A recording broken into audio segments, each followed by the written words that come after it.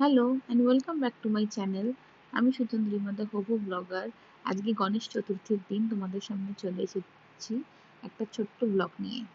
দেখো, আমি আমার পান্তুকে নিয়ে বেরিয়ে পড়েছি আমাদের নাগের বাজার বা দমদম এরিয়ার কয়েকটা গণেশ ঠাকুর দেখবার জন্য।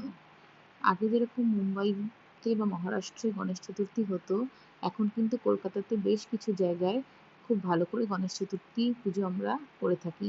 এখানে দেখো, ঠাকুরের সামনে ভোগ দেওয়া হচ্ছে, পোলাও ভোগ। এরপর চলে গেলাম আরেকটা প্যান্ডেল দেখতে।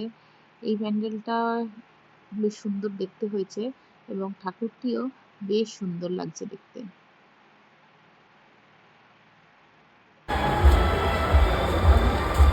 তার পাশে আরেকটা